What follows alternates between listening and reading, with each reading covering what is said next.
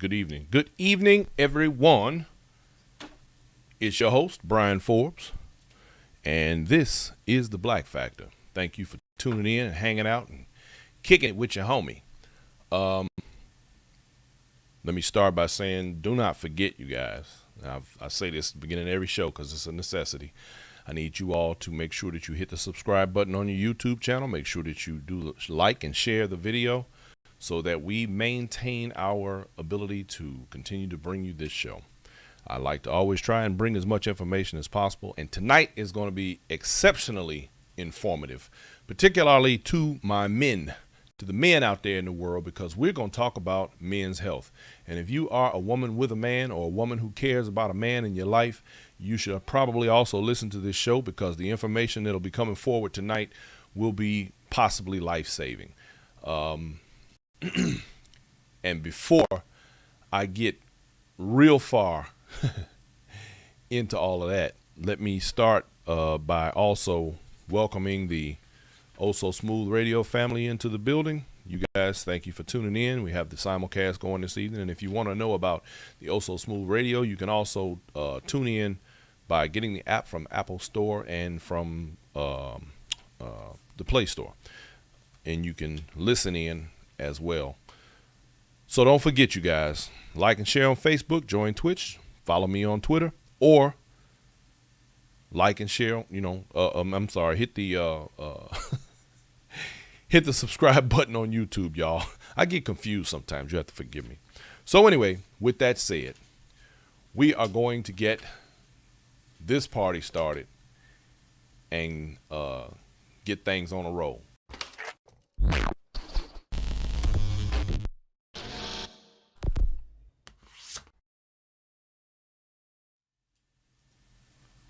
All right. So, ladies and gentlemen, I have to begin tonight's show by putting up this disclaimer right away, because we're going to get into some real deep stuff tonight, but I want people to be clear.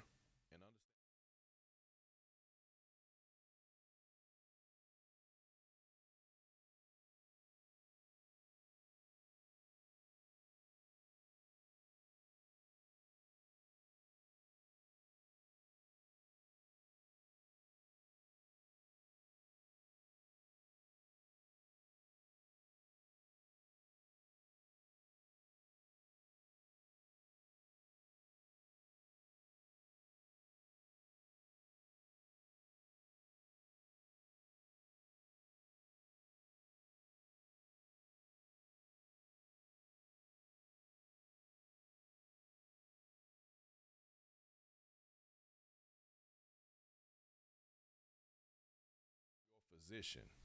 Now, it's necessary for me to put that out there, y'all, because we're going to talk about some medical stuff today. And I'm talking, again, mainly, specifically, to the men out there. And why?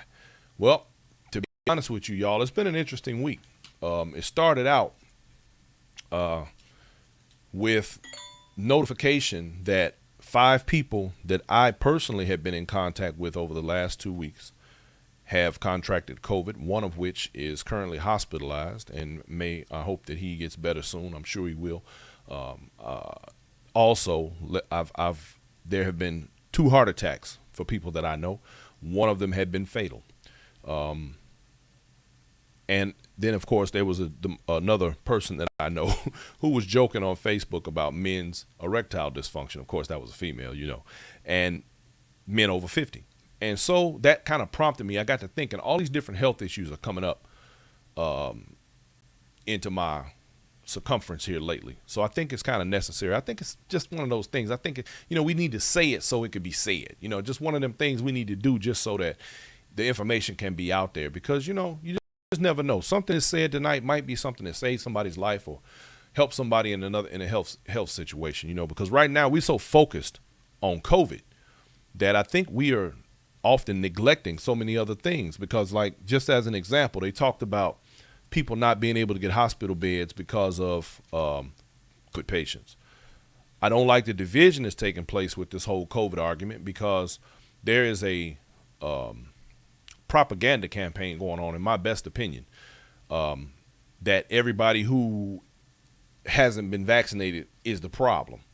Well, I'm going to just tell you like this. All of the people who I know personally who have contracted COVID over the last 2 weeks are fully vaccinated, one of which is hospitalized. Now, 1 in 5. You might say, oh, okay, well, that's about right. Well, guess what? The numbers were about 1 in 5 previously with just COVID, not COVID-19 with the Delta virus. So my point is that just because you've been vaccinated, you do not have an S on your chest. Continue to wear your mask and continue to social distance. This does not make you exempt from illness. And I think people need to get that out of their head. We need to get away from the whole idea that just because you've been vaccinated, you somehow, it's everybody else's problem now. And I'll just say it like this. I'm still waiting on the other shoe to drop. So there's that. Anyway, tonight's show is mainly geared toward my men. But listen, ladies, y'all need to pay attention to this too, because a lot of the things that I'm going to say pertain to you too. This is not exclusive to men. It is, but it's not. Okay, so check this out. There's a whole lot that I'm going to say that will apply in both directions. One of the problems with men, and I think I can attest to this because being a man, I sometimes have made these similar mistakes. I've gotten better about it though, thanks to the assistance of my wife and my mother, being people who are always concerned about making sure that I'm in good health.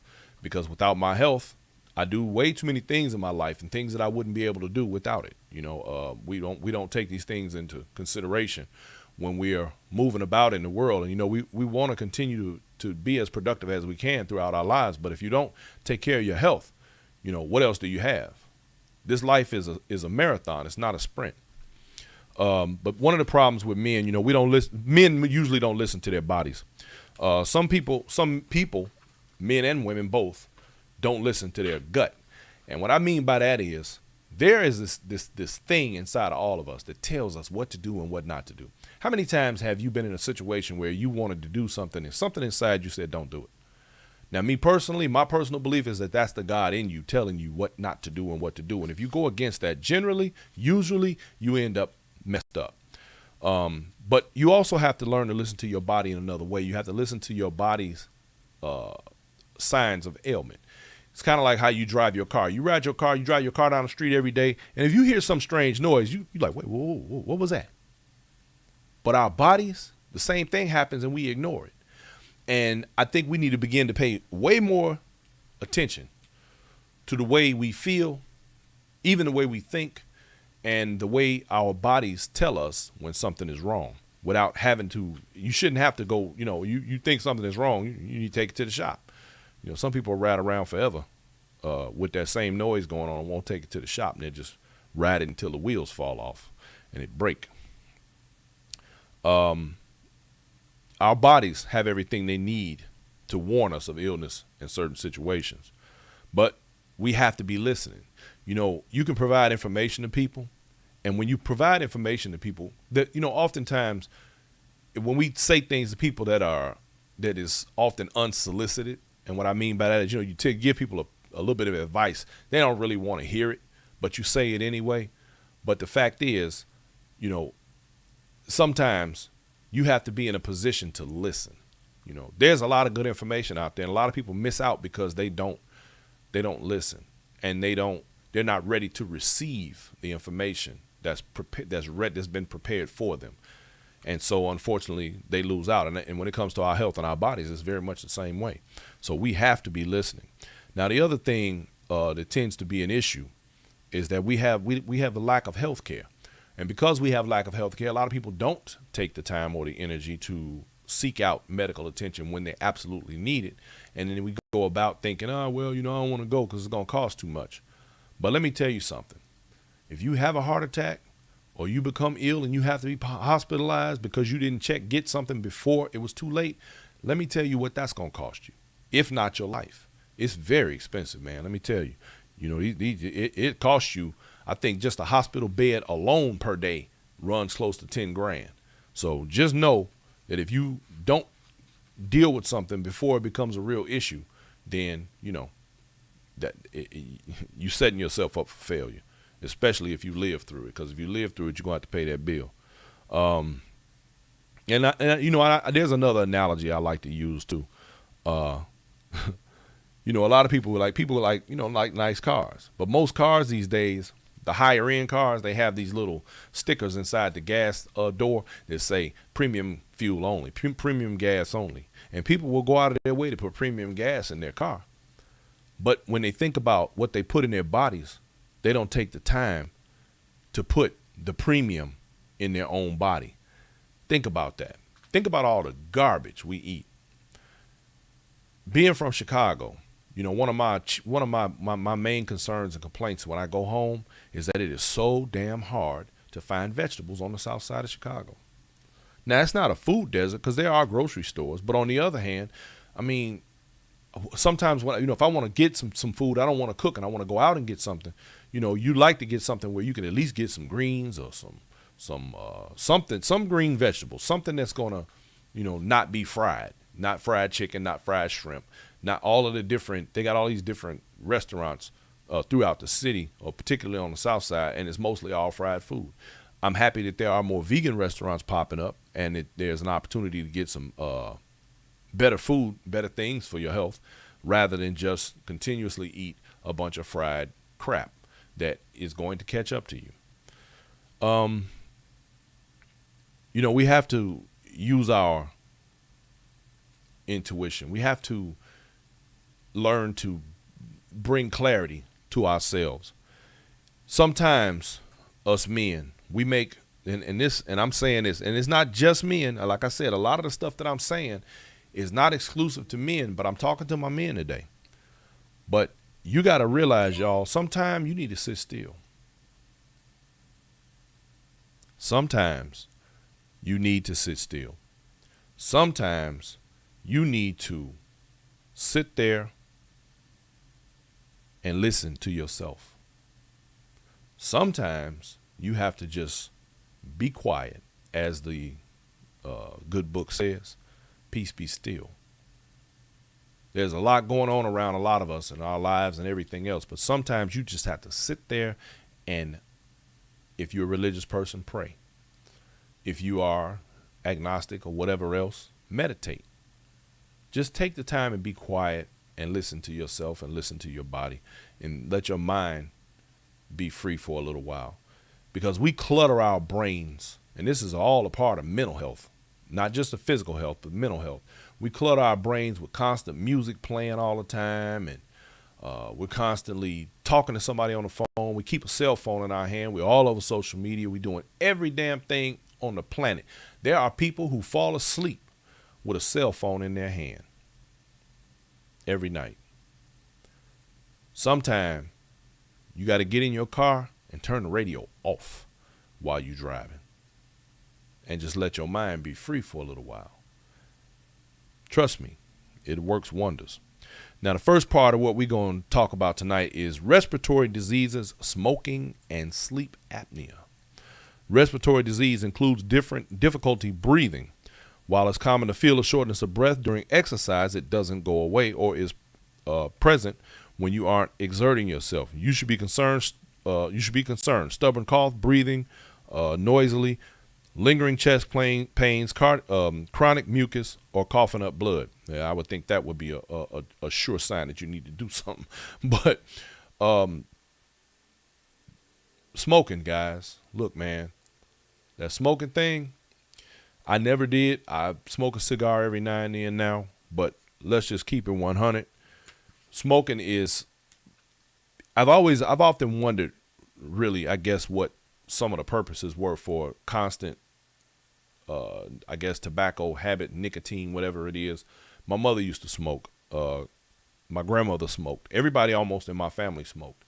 And there's a funny story behind my mother stopping smoking, and it had to do with one of my kids. But I'm happy that it happened. And at one point, my mother actually had a heart attack, and the doctors actually told her, had she not stopped smoking when she did, she would not have survived the heart attack. And that was 10 years earlier than when she had the heart attack. Again, ladies and gentlemen, life is a marathon and not a sprint. And when you constantly do things that are going to take you out of here quicker, You don't realize they're going to catch up to you down the road. You got diabetes and chronic obstructive pulmonary disease that includes emphysema and chronic bronchitis. Smoking also increases the risk for tuberculosis and certain eye diseases and problems in the immune system, including rheumatoid arthritis. Now, let me show you something. Because, see, one thing, there's a common theme that runs through all of these different things that I'm going to talk about tonight. And that has to do with your immune system. And I don't think people really realize just how important your immune system really is. You realize there are people walking around here right now with COVID who don't have any signs. You know why? It has to do with their immune system. That they are able to build up immunities to things that literally would kill somebody else. Now, a lot of that has to do, sometimes it's genetic, but a lot of it has to do with the way they eat,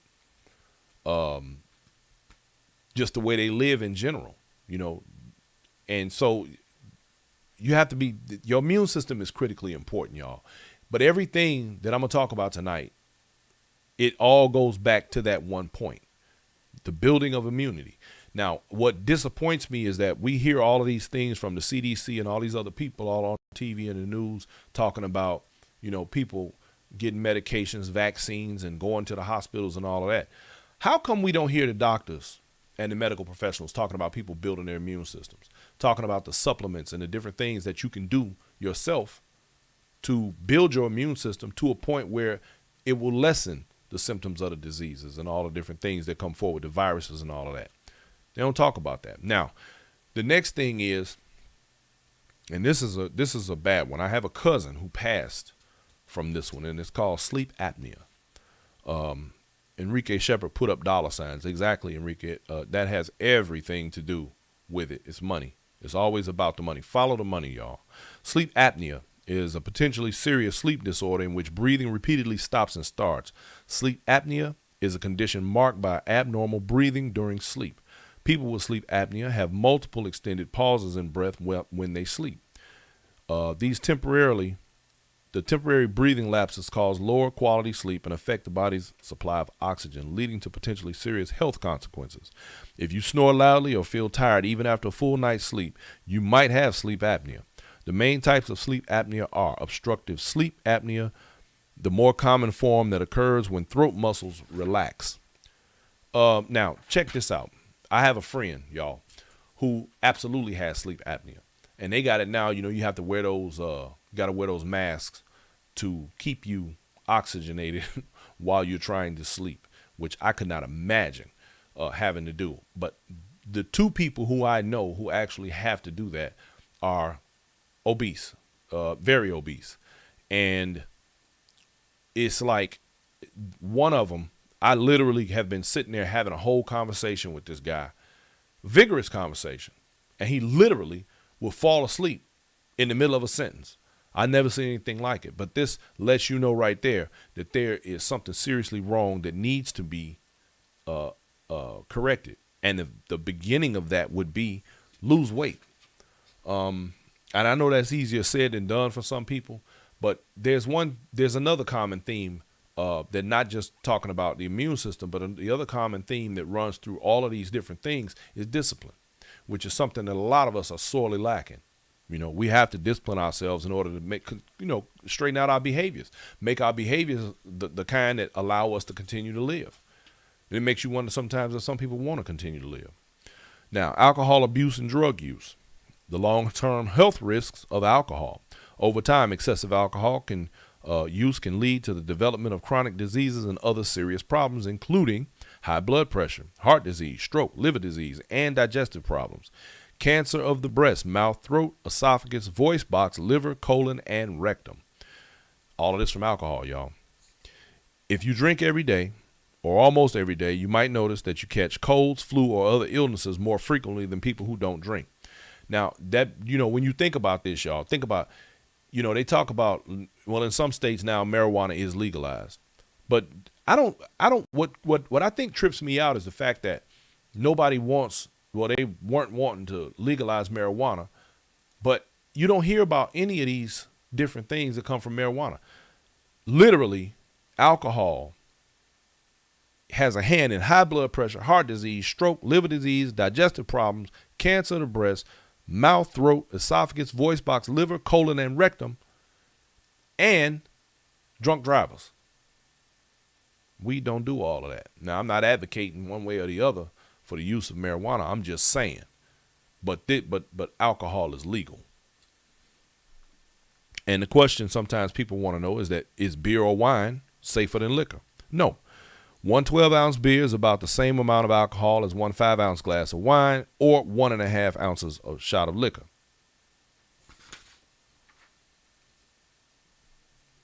The amount of alcohol consumed is what affects a person the most.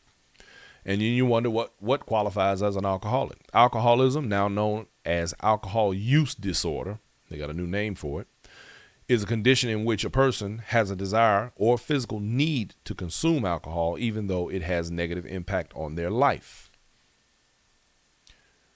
And that is, to me, equivalent to drugs, to being a drug addict. You might as well be a drug addict if you can't. And I mean, it is substance abuse. Don't get it twisted. So that's just something else to think about. I have an interesting comment here by Odette Townsend Thompson. Sleep is crucial to our immune system and overall good health. The body rejuvenates itself while we sleep. So if we don't sleep enough or don't have quality sleep, our bodies don't have the opportunity to clean up and our health suffers for it. Absolutely correct. That is right. Your body rejuvenates. It's like when you plug your cell phone in when you go to sleep. It's the same thing. Your body is plugging in, and it's time for you to rest and let your body rejuvenate and build on itself. Think about it. If you've ever known anybody that was critically ill or very, very ill, and you go to the hospital, a lot of times the doctors and medical professionals will put a person into an induced coma. That is so that the body can work without them and use all its resources to heal the person. So that's absolutely right. Unfortunately, alcohol and drugs are often seen as cheap therapy. There's the artist Gil Scott-Heron talks about living in a bottle. If you've ever heard that song before, you really realize that people use these things as a way to escape from their everyday life. However, the long-term effects are very costly and often very deadly. And that's something I think that a lot of people do not take into account because we are dealing with the here and the now, and that's kind of how people roll, right? Now, the other thing is kidney disease. Signs of kidney disease are as follows. You're more tired, have less energy, or having trouble concentrating, decreased mental sharpness. You're having trouble sleeping. You have persistent dry and itchy skin. You feel the need to urinate more often or see blood in your urine. Your urine is foamy. You're experiencing persistent puffiness around your eyes, chest pain. If fluid builds up around the lining of the heart, muscle twitches, and cramps. Shortness of breath if fluid builds up around the lungs. See, all of this, again, goes back to immunity. High blood pressure, hypertension, that's difficult to control. Signs and symptoms of kidney disease are often nonspecific, meaning they can also be caused by other illnesses. Because your kidneys are highly adaptable and able to compensate for lost function, signs and symptoms may not appear until irreversible damage has occurred. Make an appointment with your doctor if you have any signs or symptoms of kidney disease. And believe it or not, you can end up blowing out your kidneys because you have high blood pressure. See, the funny thing about all these different illnesses, and these are all the basic common illnesses that we deal with, they're all connected. If you let one go, the other one can affect you. And if you have one that's weaker than the other one, then that's going to be the one that the body is going to lose. It's going to shut it down, and then you're going to be really in trouble. This is just one of the things that we have to be mindful of. That list.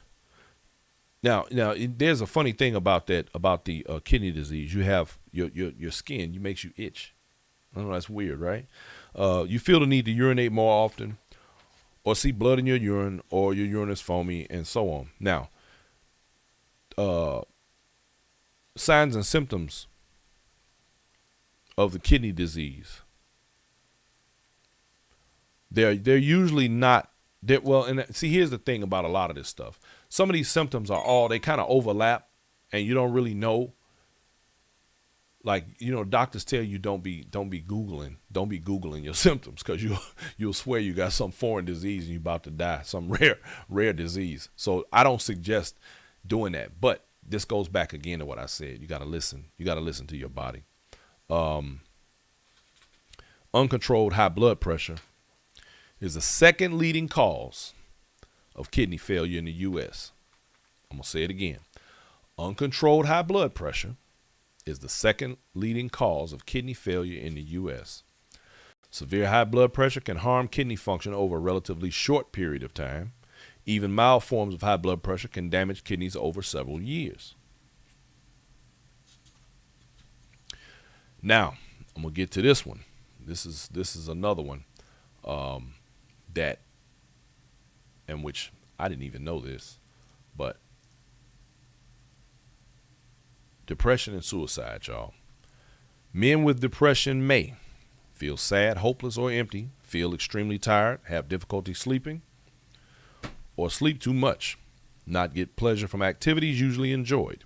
Other behaviors in men that could be signs of depression do not recognize as such, but are not recognized as such, include escapist behavior. In other words, they kind of like, stay away from everything and everybody, such as spending a lot of time at work or on sports. Physical symptoms such as headaches, digestive problems, pain problems with alcohol use or drugs, controlling, violent, abusive behavior, irritability or inappropriate anger, risky behavior such as reckless driving. Now, I didn't know this, but this month happens to be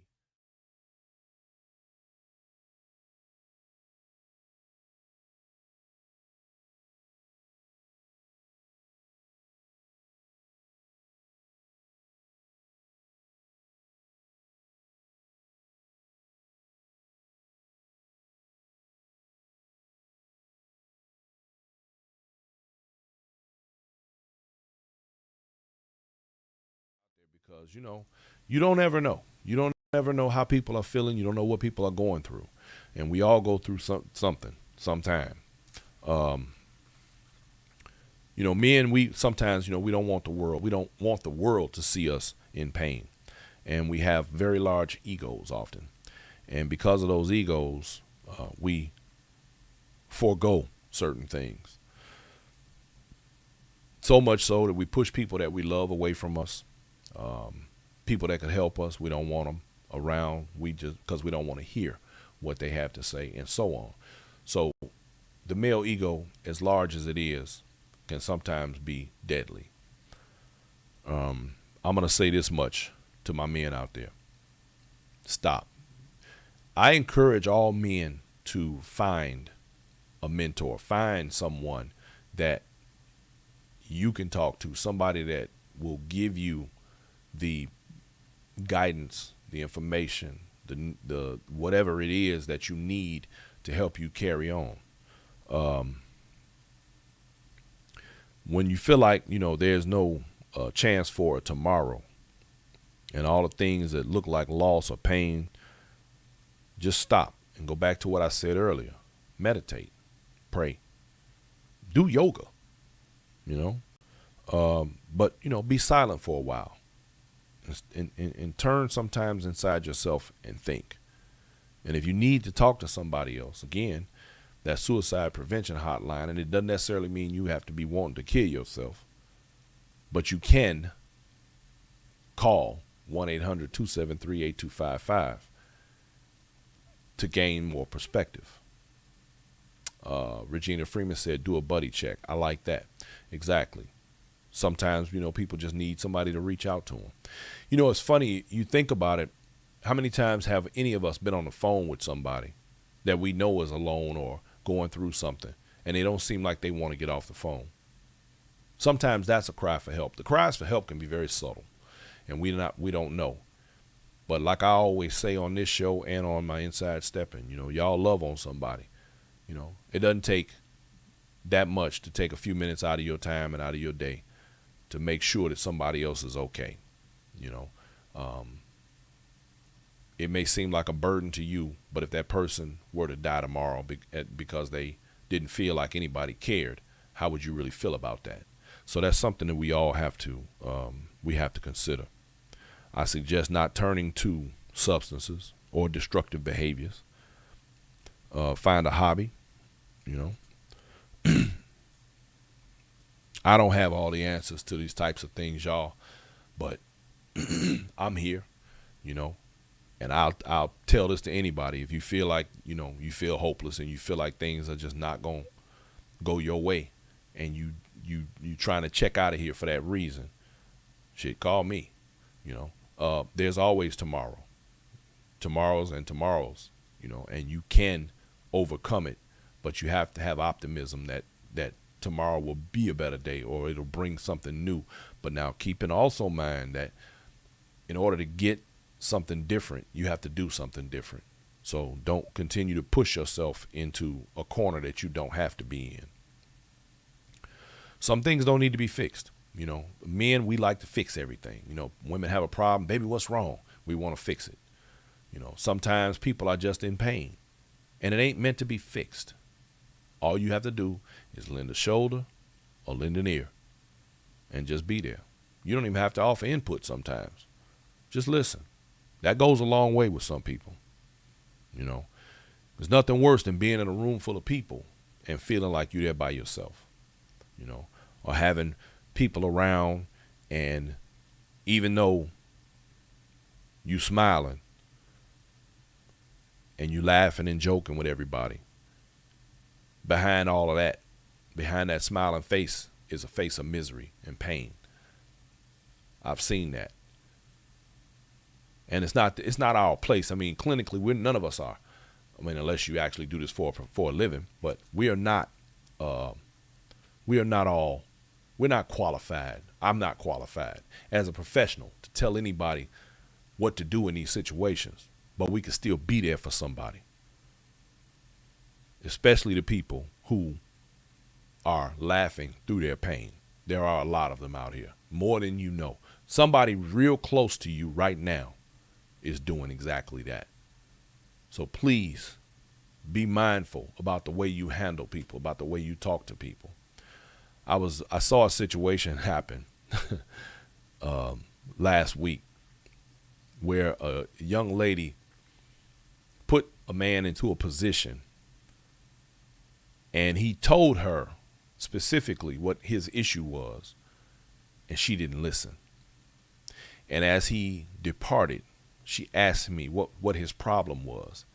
And I said, he told you what his problem was.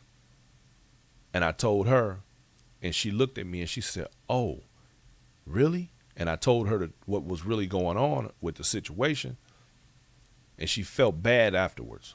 Like, oh man, now I feel bad. I didn't know. But the fact is, the man actually told her what the problem was with him, that he couldn't accommodate her. And my point is that sometimes we can be callous without knowing it. Sometimes we can be, we can do too much. And sometimes we need to back up off of people, Just listen. We have to listen to ourselves and to other people. Some of this stuff, when you try to use, for example, alcohol or drugs or something like that to kind of knock this pain down when you're feeling bad, it's like putting a Band-Aid over a wound. Don't do it. Call somebody, talk to somebody, find somebody. Hell, if you don't do nothing but go to the bar and tell the bartender, talk to the cab driver, talk to the Uber driver, whatever. But find a way to vent your anger, your pain, your frustration so that you can move on. Because suicide is not the answer. Now, one of men's other problems, accidental injuries because of stupidity, mostly. And I say this especially to my men because, guys, let's face it, our insurance rates are higher for a reason. We drive fast. We do stupid stuff. Jump out of planes. walk on milk crates. Come on now. Y'all know me and we do a lot of stupid stuff. We walking on milk crates, we jump, and to be honest with you, I think it's probably safer to jump out of an airplane with a parachute than it is to walk on milk crates. But that's just me. All I'm saying, you gotta, we put ourselves in a catch-22 sometimes. We climb ladders we know we shouldn't be climbing. We go and we go up on the roof, clean the gutters, knowing doggone well if we fall, it's a wrap. I could go on all day about the stupid stuff that men do. That's why our insurance is higher than women's, because we're stupid. Plain and simple. There's no other way to put that. So I'm going to do it like this. Okay, when men, you fill in the blank, do that, then, of course, our life expectancy is a little lower than women. The next one, liver disease. A group of blood tests called liver function tests. And I'm telling you these things, y'all, so you can do them. If you feel strange, if there's something going on with your body, pay attention listen to yourself. Go get these things looked at. A group of blood tests called liver function tests can be used to diagnose liver disease. Other blood tests can be done to look for specific liver problems or genetic conditions. Imaging tests, an ultrasound, CT scan, or MRI can show liver damage. Diseases caused by viruses such as hepatitis A, hepatitis B, and hepatitis C. Yeah, either one of those can destroy your liver. Diseases caused by drugs, poisons, or too much alcohol. Examples include fatty liver disease and cirrhosis, which can be caused by too much alcohol as well. Now, y'all, again, you see, I want you to realize that all of these things are tying together. Liver cancer, inherited diseases such as hemochromatosis and Wilson disease. According to a 2017 article, healthcare professionals commonly associate itching, remember that, we did that one already on the kidneys, with chronic liver disease, especially cholestatic liver disease such as PBC and primary sclerosing colonitis. Now, I'm going to just tell y'all, I can't pronounce all this stuff. Anyway, it's called PSC. The itching typically occurs on the soles of the feet and the palms of the hands. And see, most people, when you scratch the palms of their hands, they say, look, I'm going to get some money. No, you better be getting your liver checked. Real talk. What color is your pee when your liver is failing? High, dark. Pay attention to your urine. Now, I'm going to tell y'all, and here's the funny thing. I remember I used to drink. Man, I go through a case of Pepsi. I used to drink so much Pepsi, man. I kept a Pepsi in my hand, a cold Pepsi. I toss them back so fast. My urine used to be real dark. And I remember one day my doggone side started hurting.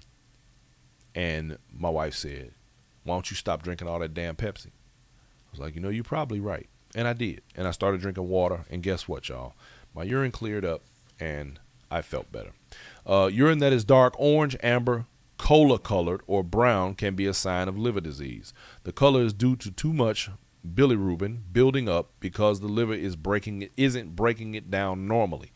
So now, there you go. You got to realize that your liver, every time we put garbage into our bodies, every time we don't get our rest, every time our immune system is weak, you have to understand that your organs are working twice as hard to keep you alive. Don't do that to your body. Don't beat your body up. And that's exactly what's happening. This is body abuse when you eat and drink some of the things that you do. Now check this out. An overdose. And I don't know about an overdose, but some people use this stuff all the time. But an overdose of acetaminophen is the most common cause of acute liver failure. Acute liver failure causes fatigue, nausea, loss of appetite, discomfort on your right side, just below your ribs, and diarrhea. Acute liver failure is a serious condition. It requires medical care right away. So, y'all, water. A lot of people don't want to hear that. They want that sugar water, that soda water. I'm a lot of people. So I'm just saying. You got to be disciplined, y'all. You got to discipline. All right. How do you flush out your liver? Flush out with plenty of water intake. Water is the best flushing agent. Water. Get regular exercise. Exercise helps to burn extra calories and reduce your risk of diabetes, excess weight, blood pressure, high blood pressure, and high blood fat. Water. Lose weight. I can't stress that enough. Diabetes, which is a disease which your blood glucose or blood sugar levels are too high. And far too many of us suffer from diabetes. Glucose comes from the foods you eat. Back to the food again. Insulin is a hormone that helps the glucose get into your cells to give them energy. With type 1 diabetes, your body does not make insulin.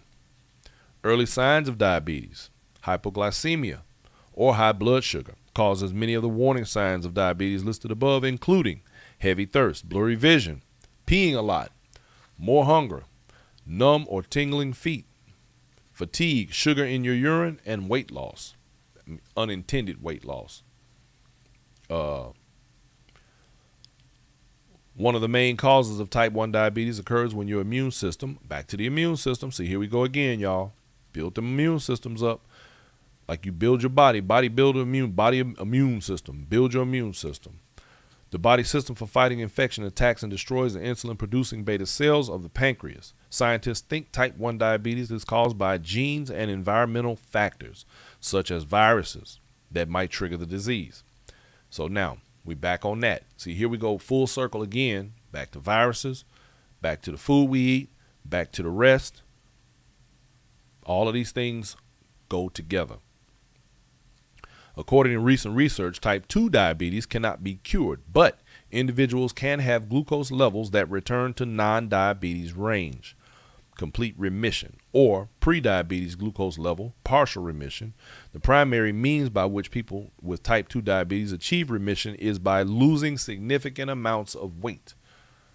Face it, y'all, some of us need to lose weight. I'm one of them. My fat ass. I'm a skinny fat dude. Okay. The flu, pneumonia, and COVID, y'all. All of these can be prevented.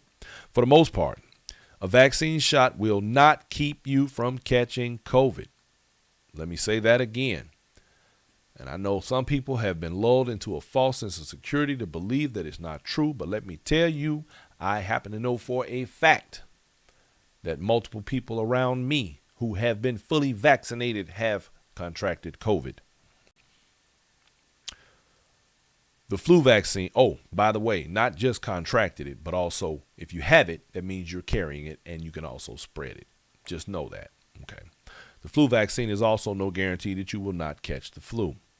Viral pneumonia is an infection of your lungs caused by a virus. The most common cause is the flu, but you can also get viral pneumonia from the common cold.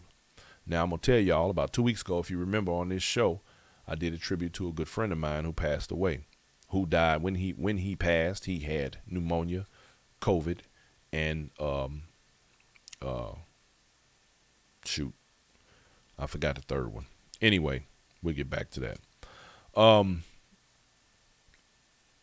Viruses, bacteria, and fungi can all cause pneumonia. In the United States, common causes of viral pneumonia are influenza, respiratory, I can't pronounce that, RSV, that's what it's called.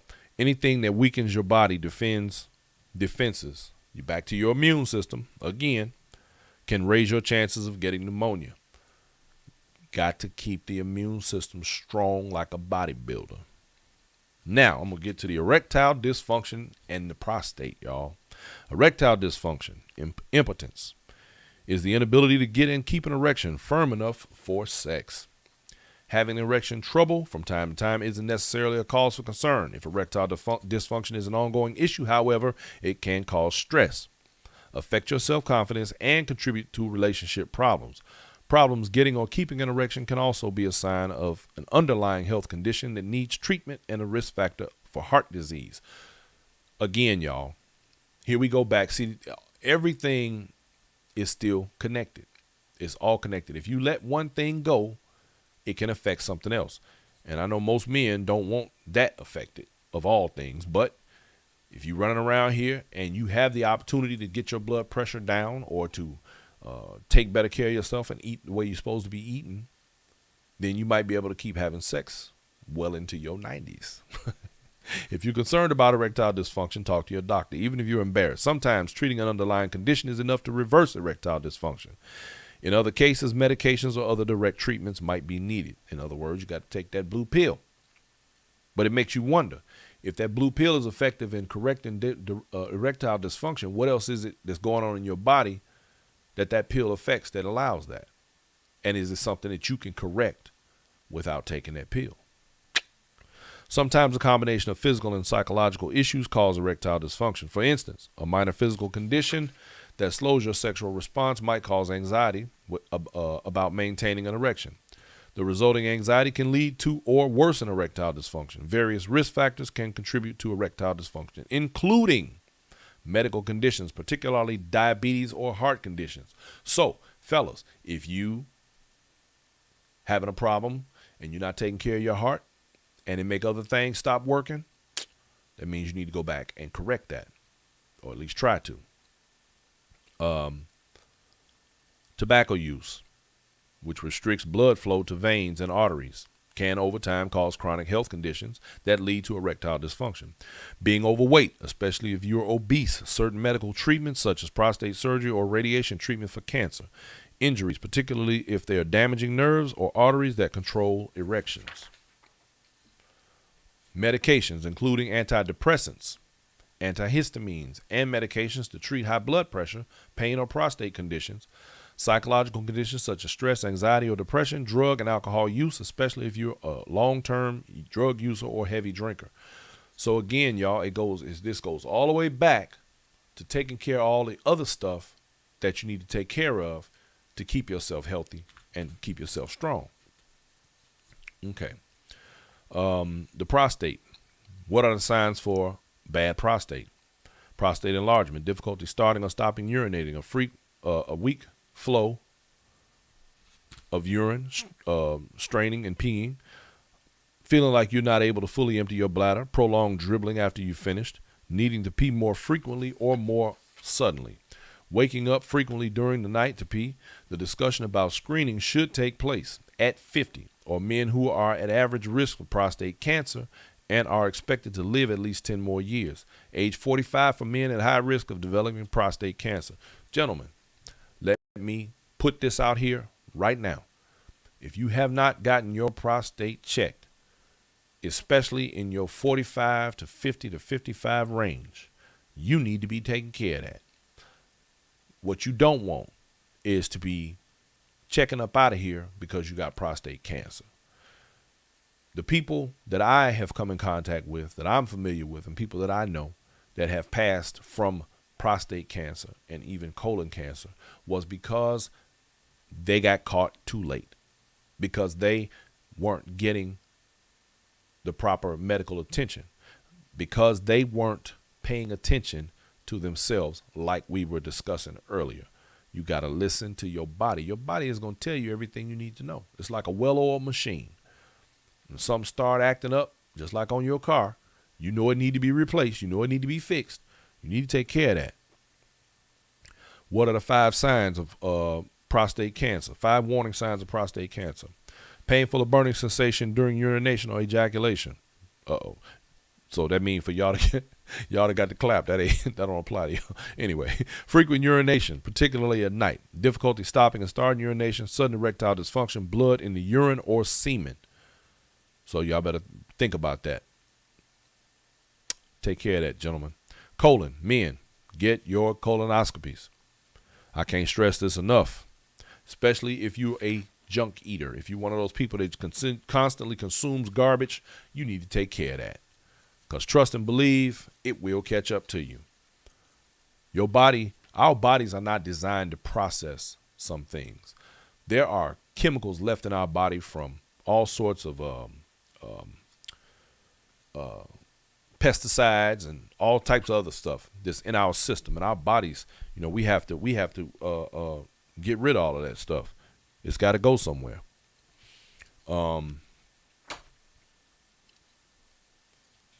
What are some of the signs and symptoms of colorectal cancer? A change in bowel habits, such as diarrhea, constipation, or narrowing of the stool that lasts for more than a few days. A feeling that you need to have a bowel movement that is not relieved by having one. Rectal bleeding with bright red blood. Gentlemen, get your colonoscopies. These things, you know, I can't stress enough how important this stuff is. We make jokes about it. We laugh about it. And, some guys go, oh, no, I ain't doing it. Listen, y'all, if you plan on being here at least another 10, 20, 30 years, you need to do that. It's better to be safe than sorry. That's all I'm going to say. I'm in a different, my mind is in a weird place right now because I've got friends that literally at least once or twice a month, I got people falling off, dropping dead from things that could have been prevented. So I'm saying this is more like a public service announcement to all my people who love me and people that are friends of mine. Man, get yourself taken care of. Heart, strokes, high cholesterol, blocked arteries, and stress. Here are the 4 signs of heart attack to be on the lookout for. Chest pain, pressure, squeezing, and fullness. Arm, back, neck, jaw, or stomach pain or discomfort. Shortness of breath, nausea, and lightheadedness. Breaking out in a cold sweat. Now, the other day, I got a phone call from someone that's very dear to me who had a heart attack.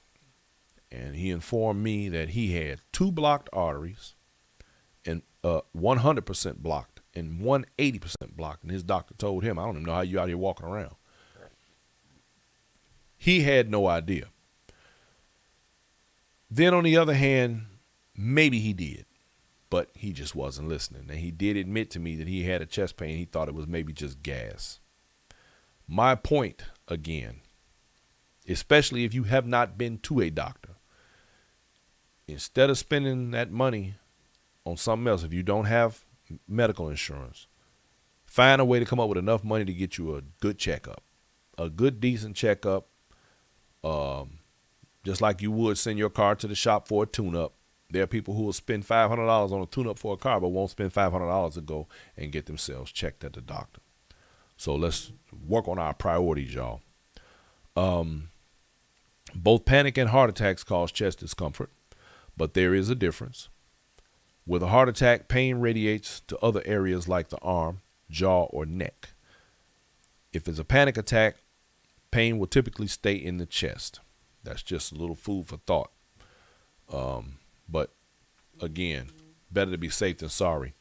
The 5 warning signs of a stroke: sudden onset of weakness or numbness in one side of the body, face, arm, and or leg, sudden speech difficulty or confusion, sudden difficulty seeing in one or both eyes, sudden onset of dizziness, trouble walking, or loss of balance, sudden severe headache with no known cause. The best way to reduce your chance of having a stroke: keep your blood pressure in the normal range. See, here we are again, going back to something else. It's all tied together, y'all. If you smoke, quit. I can't put that. I can't put that no plainer. Just stop. Keep your blood sugar in the normal range. See, pre-diabetic, diabetic. If you have heart disease, treat it. Keep your cholesterol levels in the normal range. See, that's something people don't talk about, and believe it or not, that cholesterol is what actually will give you the heart attack. Stay at a healthy weight and be very active. High blood pressure. Hypertension is a common condition in which the long-term force of the blood against your artery walls is high enough that it may eventually cause health problems such as heart disease. See, now we, again, tying it all back together. If your blood pressure is extremely high, there may be many certain symptoms to look out for, including severe headaches, nosebleed, fatigue or confusion, vision problems, chest pain, difficulty breathing, irregular heartbeat, blood in the urine. If your blood pressure is too high, it puts extra strain on your blood vessels, heart, and other organs, going back to the liver and the kidney, such as brain, kidneys, and eyes. Persistent high blood pressure can increase your risk of a number of serious and potentially life-threatening health conditions, such as heart disease or heart attack. 10 ways to control blood pressure. Now listen, y'all. Increase activity and exercise. Get up, get out, get off the couch. Lose weight if you're overweight. Come on now. Y'all all know what that one is. Cut back or cut out sugar and refined carbohydrates. That's hard because of sugar and damn near everything and high fructose corn syrup and all that crap, but you got to do it. It's a necessity for some people. Eat more potassium and less sodium. Eat less processed foods. Stop smoking. Once again, stop. Reduce excess stress. Try meditation or yoga. See, go back to what I said in the very beginning. Peace be still. Eat dark chocolate. Get a good night. Dark chocolate is real good for you because it has the antioxidants in it too, which also helps to build your immune system. Get a good night's rest and sound sleep, going back to not having sleep apnea, which also means you got to lose weight. Eat garlic and take garlic extract supplements. Eat healthy and high-protein foods. Drink less alcohol. Cut the caffeine. Take prescription meds. There's a lot of information for controlling high blood pressure, but you have to go get it and use it. Discipline is the key, once again, y'all. Now, diet and pH balance. Now, I want to talk more about pH balance than anything. Diet is important, but we talked about that, and we talked about the foods and the things that we need to be consuming, and not all the garbage, the fried foods and some of the other crap. Your body's pH balance, also referred to as its acid-base balance, is the level of acids and bases in your body at which your body functions best. The human body is built to naturally maintain a healthy balance of acidity and alkalinity. Now, for those of you who have not purchased your copy of The Black Factor, there it is. And in this book, I do speak in the health chapter about this particular issue. The power of hydrogen, which is pH in chemistry, is the numeric scale used to specify the acidity or alkalinity of an aqueous solution. In other words, your health depends upon the balance of the pH in your body, or better known as your pH balance. This is something we rarely hear about in the mainstream media or even from doctors. When people are ill, their pH balance is always out of whack. If the body's pH is under 7, it means that it is acidic, and disease lives on acidic body environments. A pH that is 7.3 to 7.45 is healthy and means your body is properly alkalized.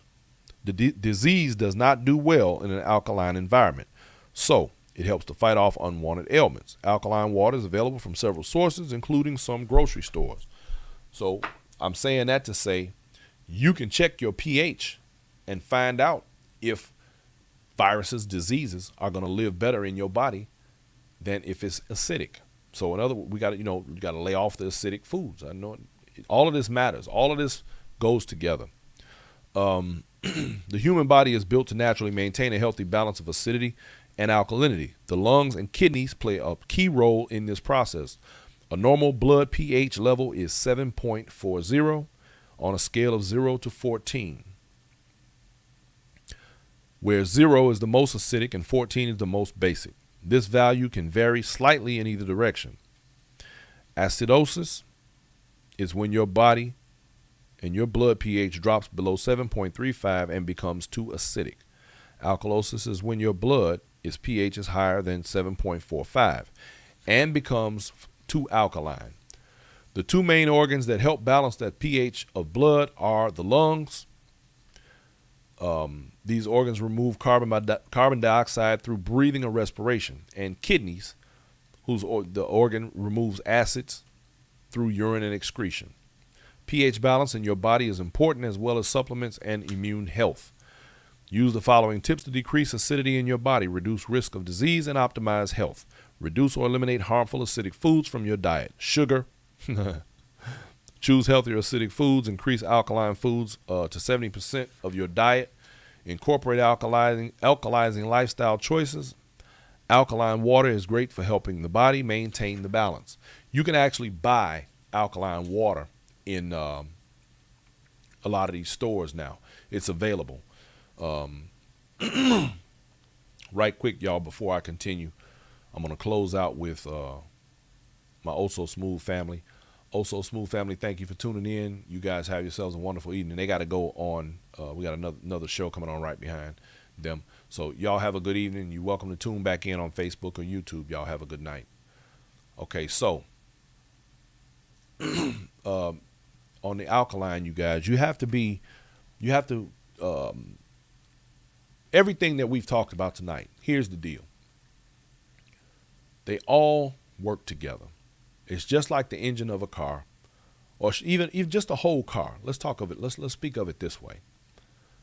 An entire vehicle, every part that's on there is necessary in order for the rest of it to work.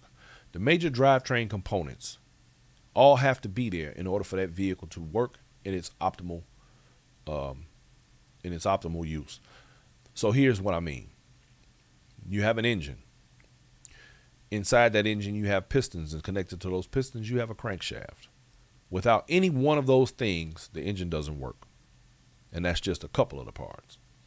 But then, in order for that vehicle to move, it has to be connected to a transmission. That transmission is then connected to a drive shaft. The drive shaft is connected to your wheels. Well, should I say the axle that connects the wheels. My point is that if you remove any one of these components, the vehicle does not move and the vehicle will not be useful. The very concept applies to your body. You must take care of your heart. You must take care of your pancreas, your liver. You must take care of your kidneys. You must take care of your mind. Without any one of these things, your chances of survival are very minimal. They're going to diminish greatly. So I encourage each and every one of you to take the time to make sure that you're eating right. And I know, and don't get it twisted, man. You know, I like good food too. I like stuff that tastes good too. But you know the funny thing about it? One of the things that I wrote about in the Black Factor, I made the point of saying, if everybody had the ability to turn off their taste buds when they eat or when they consume things, people would be a lot healthier. And here's why. Taste has its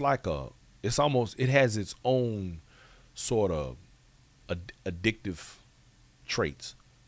People are addicted to food because of the way it makes them feel. Certain tastes trigger certain endorphins in your brain.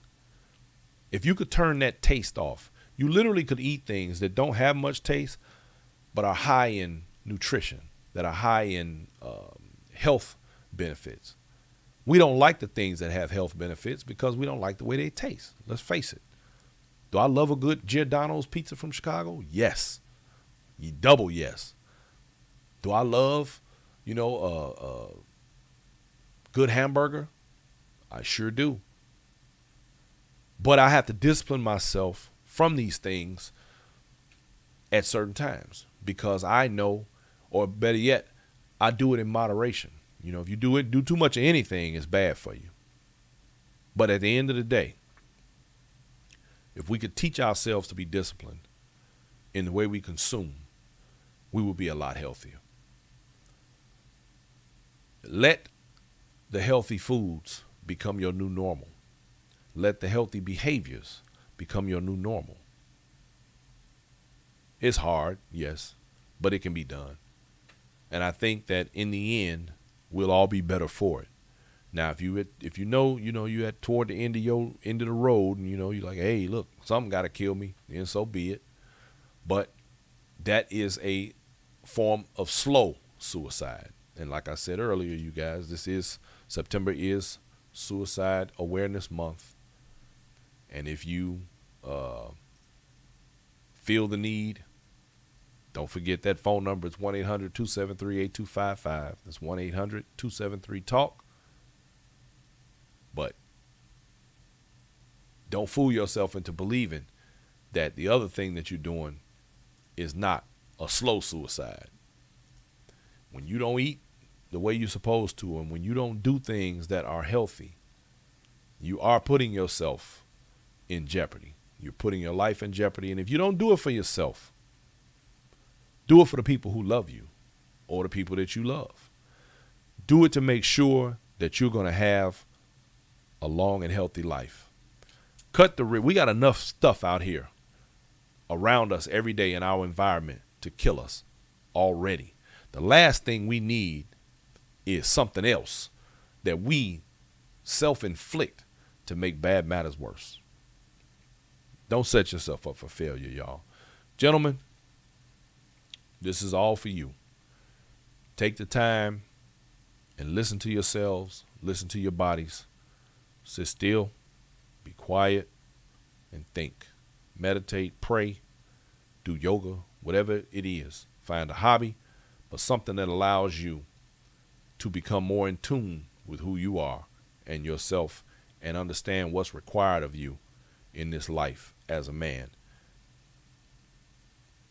Let's try not to be selfish. Let's try to take care of ourselves and those around us. And in order for us to take care of other people, we have to first take care of ourselves. So, ladies and gentlemen, with that said, I'm going to end tonight's show, and I'm going to go and eat myself. I'm going to eat something healthy. I'm going to make sure my pH is on point. Oh, and back on that pH thing, you guys, let me just tell you, when you're in Walgreens or one of the stores like that, you can buy pH strips, and you can test your urine or your saliva to find out what your pH balance in your body is. And if it's off, you have the opportunity to correct it. But if you don't know, you can't correct it. Go get these things. Check them out. All right, ladies and gentlemen, thank you so very much for tuning in. I appreciate each and every one of you. Love y'all. The Black Factor is going to continue to try and bring as much information as we can and to keep y'all healthy, happy, and wise. So I want everybody to have yourselves a good night. Love, peace, and chicken grease, y'all.